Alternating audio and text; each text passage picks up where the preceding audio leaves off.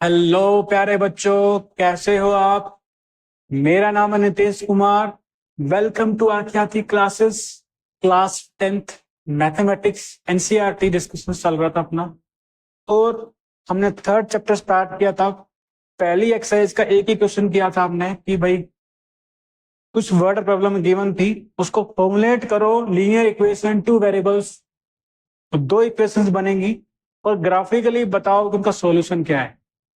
हमने डिस्कस किया था कि सॉल्यूशन क्या होता है कि वो एक्स और वाई की वो वैल्यू जो दोनों इक्वेशन को एक ही साथ सेटिस्फाई कर दे। सेटिस्फाई करना मतलब left hand side equal to right hand side आ गया। ठीक है, तो उसी उसी में हम अगला क्वेश्चन करने जा रहे हैं। अभी फर्स्ट क्वेश्चन हो चुका है, अभी फर्स्ट क्वेश्चन का सेकंड पार्ट। फर्स्ट क्वेश्चन में क्या है, सेकंड पार्ट करना है। ठीक है, अब देखो आपके सामने बुक है, एनसीईआरटी बुक है। अब सेकंड पार्ट क्या लिखा है कि वही जो 5 पेंसिल्स हैं, 5 पेंसिल्स एंड 7 पेन्स, 5 तो पेंसिल है, 7 तो पेन है, टुगेदर कॉस्ट 50 रुपीज। टुगेदर कितने रुपीज कॉस्ट हो जाती है, 50 रुपीज।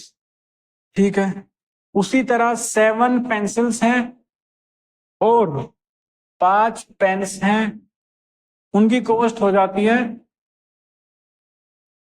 ₹46। हमें निकालना है कि एक पेन की कॉस्ट कितनी होगी और एक पेन की कॉस्ट कितनी होगी। तो सबसे पहले तो ना फॉर्मुलेट करते हैं। उनसे पूछा भी भाई कि फॉर्मुलेट करिए जी, तो करते फॉर्मुलेट। ठीक है, तो फॉर्मुलेट करने के लिए हम देखो, इसमें पहले जो दिया है समझ में आ रहा है कि 5 पेंसिल की कॉस्ट कितनी होगी, 7 पेन की कॉस्ट कितनी होगी, टोटल में 50 रुपये हो जाएगा। ठीक है, दूसरी कंडीशन दे दिया, दूसरा रिलेशन दे दिया कि अगर 7 पेंसिल लेते और 5 पेन लेते, उनके कॉस्ट मिला के 46 होते। तो ये करने के लिए हमें पता तो होना चाहिए भाई, एक पेन की कॉस्ट कितनी है, एक पेंसिल की कॉस्ट कितनी है, नहीं पता। और जब भी नहीं पता हम मान लेते कोई वेरिएबल। तो that's way practically mathematics comes. बच्चे पूछते हैं मैथमेटिक्स को सीख देखे कैसे, ऐसे देखे कि भाई हमें नहीं पता ना, तो निकालो, मान लो कि let the cost of 1 pencil be x. एक पेंसिल की कॉस्ट एक्स रुपीज मान ली हमने, रुपीज एक्स। और कॉस्ट ऑफ 1 पेन हमने मान लिया क्या, रुपीज वाई। ठीक, ठीक है बच्चों। अब आप सोचो, अब दुकान में गए, आपने पूछा सर एक पेंसिल की कॉस्ट कितनी है, उसने कुछ बता दिया एक्स है। ठीक है, तो आप ऑटोमेटिकली आप उससे पूछोगे क्या सर 5 पेंसिल की कॉस्ट कितनी होगी। ऑटोमेटिक है भाई, एक की अगर 5, एक की अगर एक्स है, तो 5 पेंसिल की कॉस्ट कितनी होगी।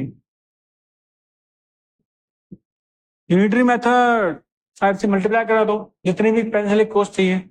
तो अकॉर्डिंग टू क्वेश्चन, एक पेंसिल की कॉस्ट एक्स है, तो 5 पेंसिल की कॉस्ट कितनी होगी, 5x। और एक पेन की कॉस्ट हमने y मानी है, तो 7 पेन की कॉस्ट कितनी होगी, 7y। अब दोनों मिला के मतलब ऐड कर दो जी, कॉस्ट कितनी बन जा रही है, 50। ठीक है, 50 बन जा रही है। ऐसे ही सेकेंड इक्वेशन, सेकेंड जो रिलेशन गिवन है कि 7 तो पेंसिल्स हैं, 7x, और 5 पेन्स हैं, तो उनकी कॉस्ट होगी 5y। टोटल मिलाकर जो आंसर आ रहा है 46। अब ये अपना अलजेब्रा आ गया यहाँ पर, linear equation in two variables. दो वेरिएबल एक्स एंड वाई, वो हमें नहीं पता, निकालने हैं, इसलिए करनी है। तो अब अगर हमें पता चल जाए कि भाई एक्स और वाई की कौन सी वो वैल्यू है जो दोनों इक्वेशन को सेटिस्फाई कर दे, वही तो आंसर है कि नहीं। भाई एक्स और वाई की वैल्यू जो हमें वो पता लग जाए जो दोनों को सेटिस्फाई कर दे, वही आंसर है। तो अभी हम यूज कर रहे हैं कौन सा मेथड, ग्राफिकल मेथड। अभी हमसे पूछा है कि भाई ग्राफिकली बताइए, तो ग्राफिकली कर देंगे हम, घबराने वाली बात तो है ही नहीं। तो ग्राफिकली करने के लिए हमें कुछ 2-3 वैल्यू चाहिए। 9th क्लास में टेबल बना के ग्राफ हमने बनाया। इसका ग्राफ बनाने के लिए क्या करेंगे हम, को भी एक वेरिएबल की वैल्यू निकाल लो। 5x is equal to 50 minus 7y। ठीक है, तो x की वैल्यू क्या आ गई, 50 माइनस 7y अपॉन 5। अब x एक टेबल बनाते हैं, x की वैल्यू पुट करते जाएंगे और y की वैल्यू निकलती रहेगी। नहीं, y की वैल्यू पुट करेंगे ना जी, हाँ। तो सबसे पहले y की वैल्यू पुट करते हैं 0। पुट करिए मन में, जहां y दिख रहा है पुट करो 0। 50 माइनस, अभी मैं करके दिखा रहा हूं, बाकी आप कर लेना, है ना। 7 इंटू 0, जहां भी y दिख रहा है 0 पुट कर देना। ये पूरा 0 हो गया। 50 अपॉन 5, तो x की वैल्यू कितनी आ गई 10। ऐसे y की वैल्यू और पुट करो, ऐसे y की वैल्यू और पुट करो। और क्या पुट करें जी, कुछ भी करो यार। जैसे अगर हमने अगर 5 पुट करते हैं x की वैल्यू, नहीं y की वैल्यू 5 पुट करते हैं, y की वैल्यू 5 पुट करी। 50 माइनस 7 इंटू 5 35। 50 माइनस 35 कितना होता है 15। और ये कितना आ गया 3। x की वैल्यू 3 आ गई। ठीक है, x की वैल्यू क्या आ गई 3 आ गई। दो वैल्यू सफिशिएंट है। बाकी अगर आपको अगर इक्वेशन में देख लो, अगर x 0 हो जाता है तो y की वैल्यू कितनी होगी। डेसिमल में आया, क्यों करना डेसिमल में।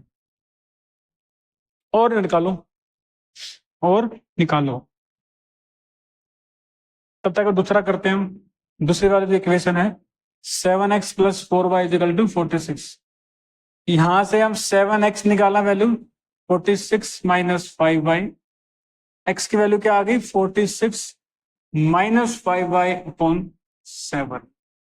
इसकी भी एक टेबल बनाओ, इसकी भी एक टेबल बनाइए।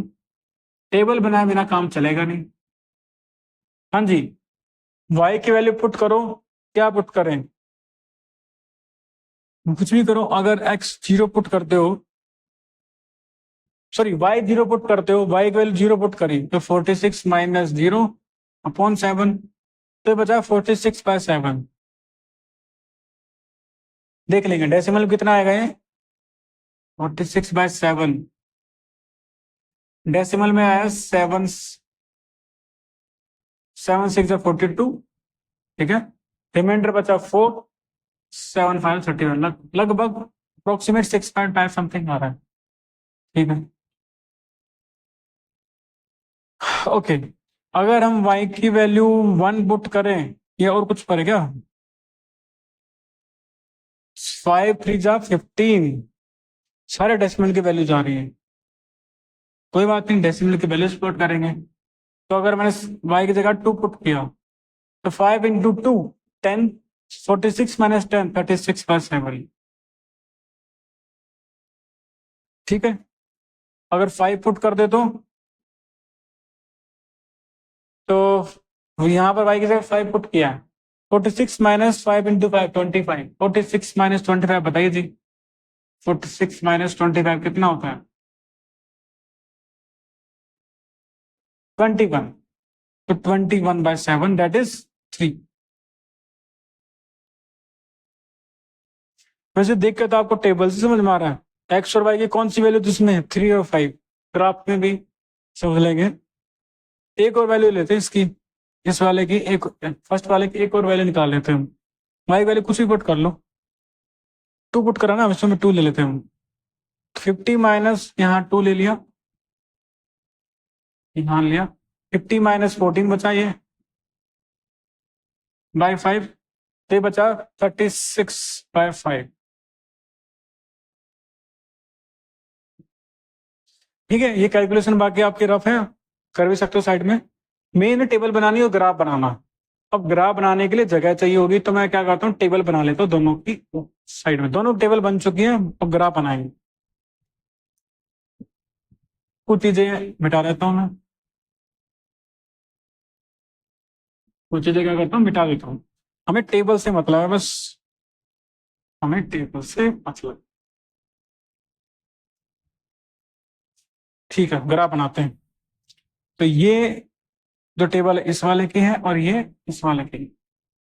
ग्राफ बनाने की कोशिश करते हैं। देखो एक्स की वैल्यू सारी पॉजिटिव है, वाई की वैल्यू सारी पॉजिटिव। नेगेटिव वैल्यू हमने रखनी नहीं है। और जो वैल्यू वाई की वैल्यू भी नेगेटिव नहीं है, वाई की वैल्यू कोई नेगेटिव नहीं है, तो ठीक है। ऐसा कुछ ग्राफ बनाया, ये एक्स एक्सिस, ये पॉजिटिव वाई एक्सिस, और यहाँ पर नेगेटिव एक्स एक्सिस, और ये नेगेटिव वाई एक्सिस। देखो देखो वाई पे हमें 0 to 5 टाइप की चीज चाहिए, तो हम आराम से बना सकते हैं। तो ये 0 1 2 सेम इंटरवल में होने चाहिए। ग्राफ के ऊपर बनाओगे तो आपको ऑलरेडी सेम इंटरवल में होंगे। 2 3 4 5 6 बहुत है, इतनी वैल्यू तो अपने पास। और एक्स एक्सिस पे वैल्यूज है अपनी 10 तक। ठीक है जी, बनेगी क्या? या 2 गैप बना लें, कोशिश करते हैं। 1 2 3 4 5 6 7 8 9 10 हो गया लगभग। अब पुट करते हैं ग्राफ्स। तो पहले वाला ये वाला बना के देखते हैं, इस वाले टेबल का। तो सबसे पहले x10 है y0 पुट करना आता है, ग्राफ पॉइंट्स प्लॉट करने आते हैं। सबसे पहला पॉइंट क्या है? x10 है y0 है, तो x एक्सिस पे जाओ 10 और y0 यहीं पे रुके, तो ये वाला पॉइंट क्या आ गया? 10,0। ठीक है। अगला बोल रहा है x3 5, x3 है y5 है, x जाओ 3 और फिर y जाओ 5 पे, y इसके ऊपर जाओ 5 पे। ठीक है, तो ये वाला जो पॉइंट बना, आई होप मैं स्ट्रेट हूं, 3 5, ये वाला पॉइंट क्या बना? 3 5। ठीक है, नेक्स्ट है x36 में 5, इसको डेसिमल में लिखते हैं एक बार। 36 5 मतलब 5 7 जा 35, और रिमाइंडर बचा 1, 5 2 जा 10। x है 7.2 और y है 2।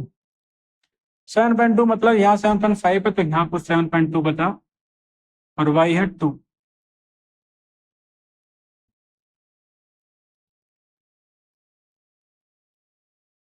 ठीक है जी, ग्राफ बन गया।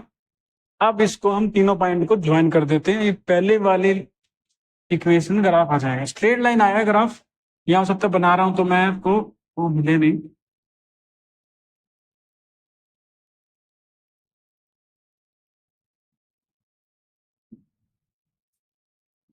इसको ऐसे भी एक्सटेंड कर दी।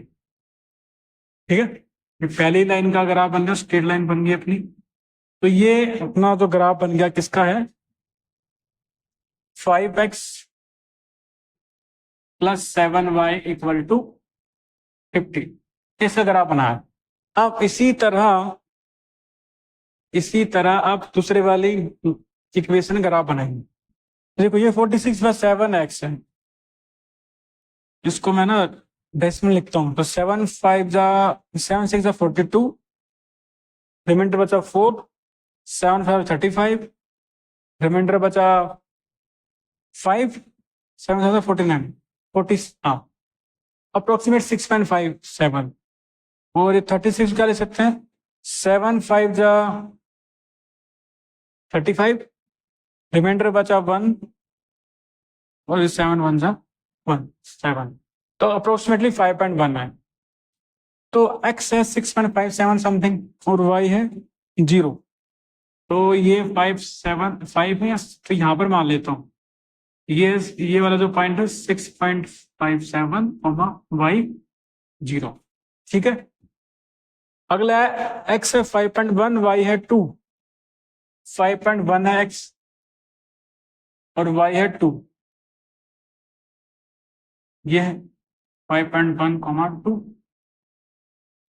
x है 3 y 5, सेम पॉइंट आ गया ये वाला पॉइंट सेम। अब इनको ज्वाइन कर दो, क्या कर दो? अब ज्वाइन कर दो, तो ये 3 पॉइंट दिख रहे हैं हमें।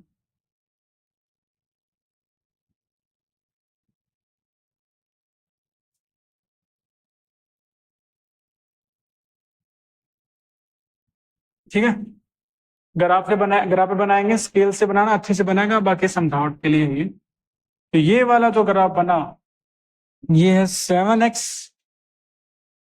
Plus 5y is equal to 46 graph बनाया हमने, ग्राफ बन गया। अब देखो, अब सॉल्यूशन पूछ रहा है, सॉल्यूशन मतलब इन दोनों का जो ग्राफ है ना, जहां पर कट करेगा वो सॉल्यूशन है। तो हमें समझ में आ रहा है कि भाई ये वाला जो है ना, कट कर रहा है, एक ही पॉइंट है दोनों का, ये एक पॉइंट दोनों पे लाई कर रहा है, तो ये आंसर हो गया। तो ये वाला क्या हो गया, सॉल्यूशन। अब जो पॉइंट लिखते हैं तो पहला वाला एक्स होता है, दूसरा वाला वाई, ठीक है। तो हमसे पूछा था कि कॉस्ट ऑफ वन पेंसिल क्या होगी, एक्स। तो यहां से आंसर क्या मिल गया, एक्स की वैल्यू क्या हो गई, 3, ठीक है। और पूछा था कॉस्ट ऑफ पेन, क्या हमने माना था वाई, तो यहां से वाई की वैल्यू क्या मिली, ₹5, ये रुपये में।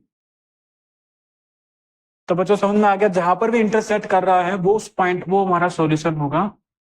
फर्स्ट एक्स कोऑर्डिनेट होता है, सेकंड होता है वाई कोऑर्डिनेट। तो एक्स और वाई हमने कॉरस्पॉन्डिंगली माना ही था, तो एक्स और वाई की वैल्यू मिलेगी क्या, 3, 5। तो आंसर हमें लिखना है कि therefore cost of one pencil is ₹3 and cost of one pen is ₹5, क्योंकि हमसे पूछा वही है, एक्स और वाई की वैल्यू नहीं पूछी हमसे। इस तरीके से अपना फर्स्ट क्वेश्चन हो गया पूरा, ठीक है। तो ग्राफिकली हमने समझा इसको, ग्राफिकली ग्राफ से पूरा अच्छे से समझा। ये तो है ग्राफिकल मेथड कि भाई अगर कोई दो लीनियर इक्वेशन, 2 वेरिएबल हैं, वो इंटरसेक्ट कर रही है क्या, या पैरेलल है क्या, या आपस में कोइंसिडेंट कर रही, ये चीजें कैसे समझ में आएंगी, ग्राफ बना के देख लो। अब ग्राफ बनाने में क्या, अंदर को इतना टाइम लग गया आपको, टेबल बनाओ, और टेबल बनाते वक्त जो पॉइंट लिए उनमें भी कोई अगर कैलकुलेशन मिस्टेक कर दी तो हो गया गड़बड़।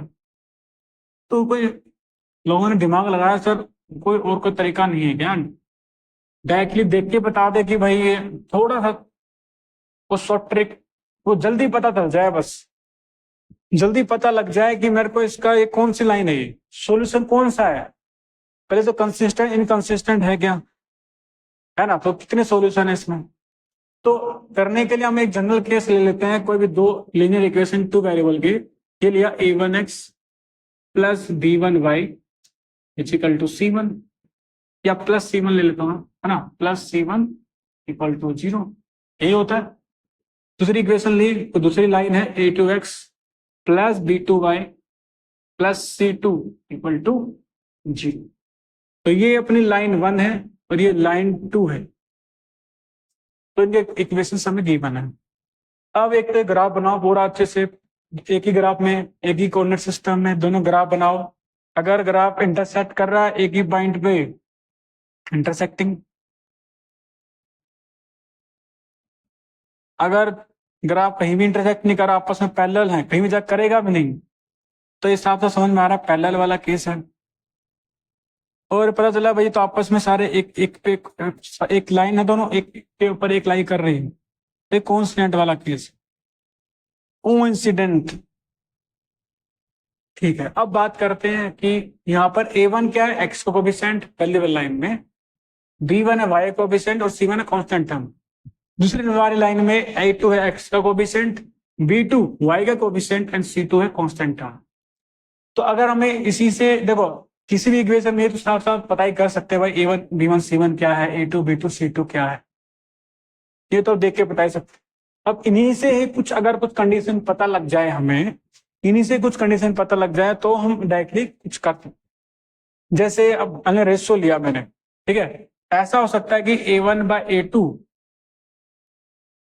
और b1/b2 इक्वल ना ही हो सकता है, गड़बड़ तो है नहीं। या ऐसा हो सकता है कि a1/a2 तो b1/b2 के इक्वल है, लेकिन भाई ये दोनों c1/c2 के इक्वल नहीं है ना। या जो आप मन में सोच रहे हैं वही बोल रहा हूँ, वही लिख रहा हूं मैं भी, कि तीनों ही रेशियोज आपस में इक्वल हैं, a1/a2 इक्वल टू c1/c2। अब पूरा डिटेल में नहीं जाएंगे, हम ग्राफिकली अच्छे से समझ सकते हैं, डेरिवेशन कर सकते हैं, क्यों कैसा। अभी आप इसको समझिए, अगर a1/a2 is not equal to b1/b2 तो ये पहला वाला केस इंटरसेक्टिंग, ठीक है। अगर a1/a2 और b1/b2 इक्वल है, c1/c2 नहीं है, तो पैरेलल वाला केस, ठीक है। तीनों ही इक्वल हैं तो कोइंसिडेंट। ठीक है जी, समझ में आया? तो अब ग्राफ अगर आपसे पूछा है कि ग्राफिकली बताइए तो ग्राफ बनाना है, नहीं पूछा तो आप डायरेक्टली देख के बता सकते हैं कि भाई कौन सा है, इंटरसेक्टिंग वाला केस है, पैरेलल वाला केस है, कांस्टेंट वाला केस। इंटरसेक्टिंग में एक ही पॉइंट है तो यहाँ पर एक ही सॉल्यूशन होता है, तो इसको हम बोलते, ये किसका केस है? यूनिक सॉल्यूशन के लिए, यूनिक सॉल्यूशन के लिए। ठीक है, और यहाँ पैरेलल है तो कोई पॉइंट है ही नहीं कॉमन, ये क्या हो गया? No solution.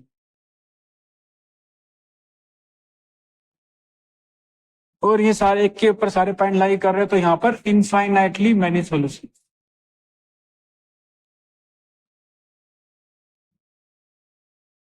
Infinitely many solutions बच्चों, मैनी मैनी सॉल्यूशंस। ठीक है, अच्छा अच्छा लग रहा है, नई चीज पढ़ी हमने, हो सकता है पहले आपने कहीं देखी हो। अब इसी में ही अगर देखो, या तो एक लास्ट टाइम डिस्कस किया था, या तो एक सॉल्यूशन है या एक से ज्यादा सॉल्यूशन है। दोनों केस में क्या बोल, सिस्टम को क्या बोलते थे? एक सिस्टम बना दिया हमने, दो इक्वेशन का एक सिस्टम बनाया, तो ये सिस्टम क्या होता है? कंसिस्टेंट। ये भी कंसिस्टेंट है और ये वाला भी कंसिस्टेंट, इनफाइनाइटली मैनी सॉल्यूशन वाला भी कंसिस्टेंट। क्या था? कम से कम एक सॉल्यूशन हो तो ज्यादा हो सकते हैं, कम से कम एक सॉल्यूशन का यूनिक सॉल्यूशन, इंटरसेक्टिंग वाला कंसिस्टेंट, इनकॉन्स्टेंट वाला लाइंस वाला या इनफाइनाइटली मैनी सॉल्यूशन वाला कंसिस्टेंट। अब जो पैरेलल है जिसका एक भी सॉल्यूशन नहीं है ना, वो बोल दो इनकंसिस्टेंट। क्या है? इनकंसिस्टेंट। अब जो क्वेश्चंस आगे आने वाले हैं ये हमने कंसेप्ट डिस्कस किया। अब जो क्वेश्चंस आने वाले हैं, आपको इक्वेशंस गिवन होंगी दो, आपसे पूछा होगा भाई ये सिस्टम या तो कंसिस्टेंट, इस कंसिस्टेंट के बारे में पूछा होगा, या पूछा होगा कि भाई इसके कौन से वाले है ये सिस्टम, किसको रिप्रेजेंट कर रही है लाइंस, पैरेलल लाइन है, इंटरसेक्टिंग है, या कोइंसिडेंट है। क्वेश्चंस पे आ जाते हैं, क्वेश्चंस करेंगे तो और अच्छा लगेगा। इसको मिटा देता हूं, इसको मिटा देते हैं। ठीक है, क्वेश्चंस क्वेश्चंस अब ये ना तीनों याद रखनी है आपको, रटना नहीं है, लड़ने की जरूरत नहीं है। क्वेश्चंस करिए, साइड में लिख लो कहीं पे, और शुरू शुरू में देख के भी करो, कोई बात नहीं। जितने करोगे उतना आपको मन में एक पिक्चर बनते जाएगी। ठीक है, तो फर्स्ट एक्सरसाइज है इसका सेकंड क्वेश्चन,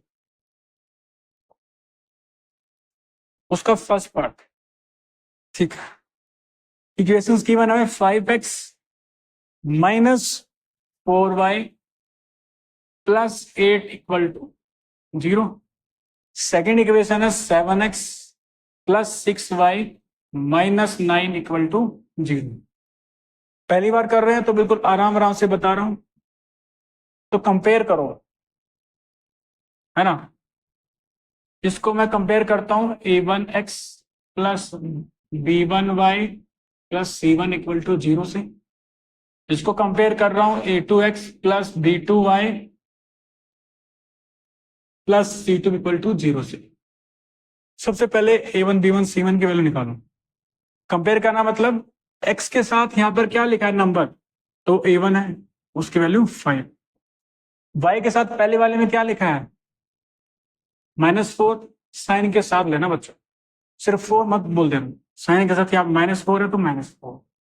तो कांस्टेंट टर्म c1 है 8 प्लस 8, प्लस लगाया नहीं लगाया एक ही बात है, माइनस जरूर लगा देना। सेकंड वाली इक्वेशन में देखो x के साथ क्या लिखा है, a2 है वो है 7, y के साथ क्या लिखा है कांस्टेंट टर्म +6, और c2 साइन के साथ माइनस साइन। ठीक है, अब करते हैं हम a1/a2।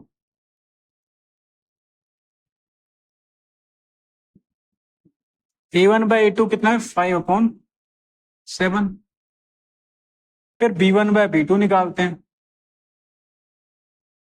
-4/6 that is -2/3।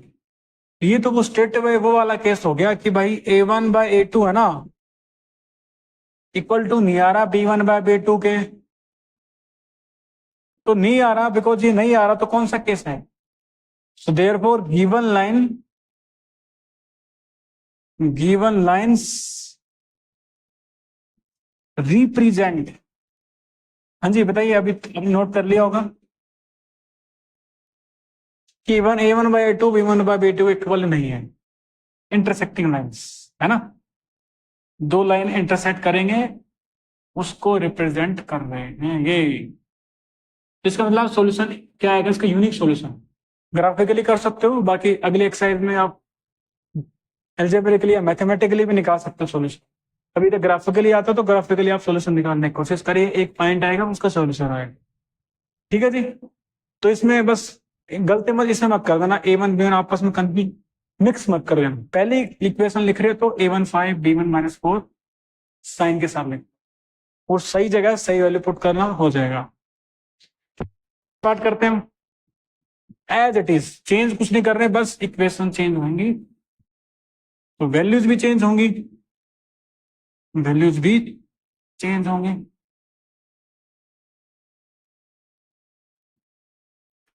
श्योरली जो आंसर है वो तो चेंज होगा।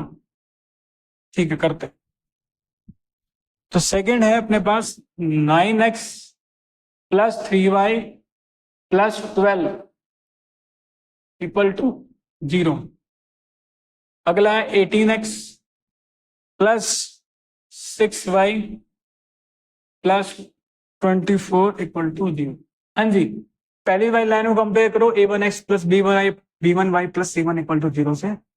तो x का कोएफिशिएंट A1 वो क्या है यहाँ पर 9 है, B1 की वैल्यू y का कोएफिशिएंट पहली वाली में 3, पहले वाली लाइन फोकस अभी C1 की वैल्यू कांस्टेंट टर्म 1। ठीक है, सेकंड वाली लाइन में A2 की value x coefficient 18, B2 y coefficient 6, C2 constant term 24।